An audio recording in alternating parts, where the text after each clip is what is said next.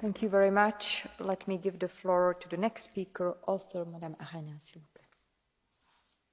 Merci Madame la Présidente. Au Cameroun, après le référendum constitutionnel de 1972, le système du gouvernement fédéraliste garantissant la représentation des 20% d'anglophones a été abandonné au profit d'un système centralisé qui donne l'avantage aux francophones.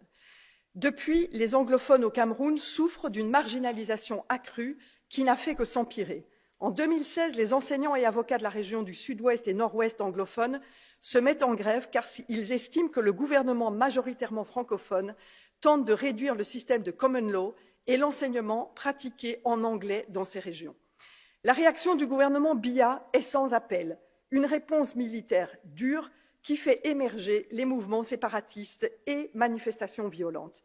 S'enclenche alors une spirale violente entre le gouvernement sourd à des revendications légitimes et s'engageant à détruire tous ceux qui veulent diviser la nation, et une radicalisation des mouvements séparatistes anglophones qui s'arment contre le pouvoir francophone de Yaoundé et qui répriment tous ceux qui afficheraient une non-affiliation à leur cause. Les victimes, comme toujours, la population civile massacrée, 3000 morts, privée d'écoles, obligée de fuir, plus d'1 million de déplacés aujourd'hui au Cameroun. Actuellement, ce gouvernement Biya refuse toujours de prendre en compte les demandes d'éléments modérés pour un retour au fédéralisme qui accorderait aux régions une plus grande autonomie. Et les séparatistes, par ailleurs divisés, campent sur leur demande d'indépendance. Nous avons aujourd'hui un certain nombre de revendications. Nous demandons une aide humanitaire, nous demandons également qu'un dialogue puisse s'établir et nous demandons que le service d'action extérieure aide à aller dans ce sens. Merci. Merci. Let me invite next speaker, author Mr. Andrews. The floor is yours. Thank you, Madam President, Commissioner, colleagues. 2 weeks ago, 7-year-old Brandy Tatau was shot and killed by a police officer while walking home from school in Bamenda, a city in northwest Cameroon. Brandy is just one of thousands of young girls who are the utterly innocent victims of the armed conflict in Cameroon over the past 5 years.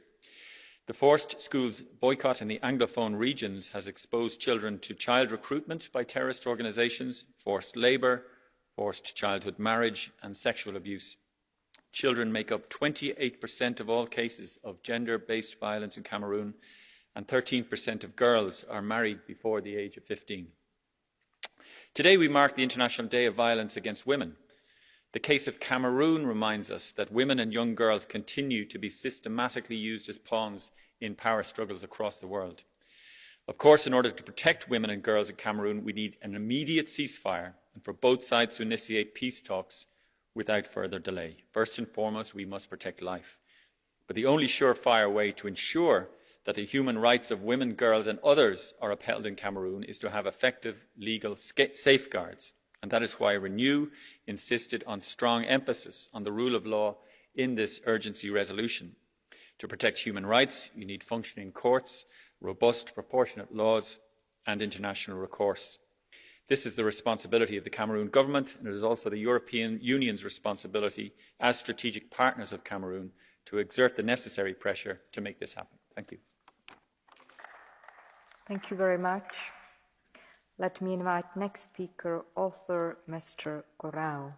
The floor is yours. Thank you, Madam Chair, Commissioner and colleagues. As you know, Cameroon is beset with 2 violent conflicts and went from peaceful protest to war. The escalation of violence has led to a number of simultaneous political and security challenges and to a high level of instability, which the people of Cameroon are now facing. This is very deplorable and frustrating. Armed groups and the government force committed widespread human rights abuses, including extrajudicial or summary execution and mass killings. This has resulted in 80% of schools in the 2 Anglophone regions being closed or destroyed, and 700,000 students are denied education. We also see that ethnic tensions are rising, with political speech turned into hate speech. based on ethnicity and gender discrimination, which is taking place in an atmosphere of terror in the region, including targeted attacks on students, teachers, but also journalists and humanitarian workers. All this is very concerning, and the European Union needs to respond strongly. It is no longer possible to ignore this conflict, and the situation is increasingly deteriorating. We need to mediate for an immediate ceasefire, calling on both sides to the conflict to cease purposefully targeting civilians, schools and children, which deprives them of the right to education. It is also time that we make use of all the financial instruments provided by development aid or other programs as a political leverage, using them to enhance the defense of human rights in a country that is suffering since too long. Thank you. Thank you very much. Let me give the floor to the next speaker, author Mrs. Bilde. The floor is yours. Merci Madame la Présidente. Je l'avais souligné en 2019, la crise anglophone au Cameroun se prête mal à des simplifications outrancières. Et si l'on s'entend sur ces aspects les plus tragiques, les nombres de réformes entreprises depuis son déclenchement sont, elles, souvent occultées.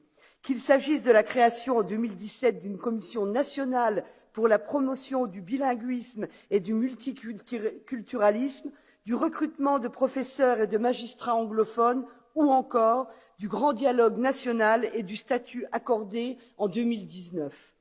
Occulter l'attitude des leaders de l'agitation anglophone des régions du Nord et du Sud-Ouest, dont beaucoup résident aux États-Unis et en Europe, l'est également, puisque certains auraient rejeté l'ensemble de toute discussion avec le gouvernement. Du reste, cette insurrection se fonde-t-elle uniquement sur des considérations d'ordre linguistique et culturel? Nombre d'anglophones vivent, après tout, dans des régions qui ne le sont pas, dans ce pays à 80% francophone. La revendication de certains anglophones, s'agissant de leur représentation au sein de sociétés pétrolières, pourrait de son côté être symptomatique de motivations économiques sous-jacentes. Gardons-nous de crier haro sur le Cameroun, à plus forte raison à l'heure où le terrorisme islamiste semble en passe d'embraser toute l'Afrique centrale. On n'insistera jamais assez, en effet, sur le lourd tribut payé par le pays dans sa lutte résolue contre l'État islamique et Boko Haram sur son sol et au-delà, dans le cadre de la force multinationale mixte et du partenariat transsaharien. S'il s'ajoute l'accueil, dans certaines circonstances difficiles, de plusieurs centaines de milliers de réfugiés nigérians et centrafricains. À l'heure où, en 2020, l'extrême nord camerounais aurait été cible de plus d'attaques de Boko Haram contre des civils, ou que le Nigeria, le Niger et le Tchad dans leur ensemble, le Cameroun, gage de stabilité dans une région sous tension, a besoin de notre soutien, pas de nos anathèmes. Je vous remercie. Merci beaucoup. Let me invite now, on behalf of the group of European People's Party, Mr. Kelly. The floor is yours.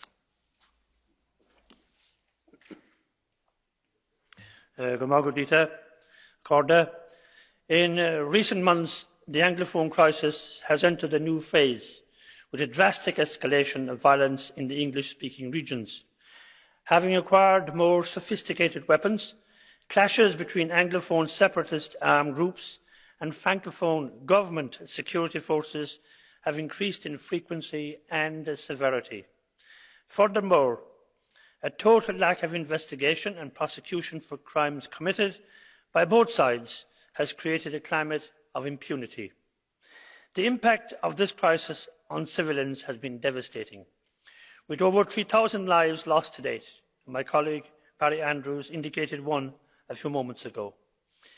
A huge casualty in this conflict has been education, as separatists have chosen schools as their bases and camps and enforced a vicious boycott, depriving 700,000 children of their right to education.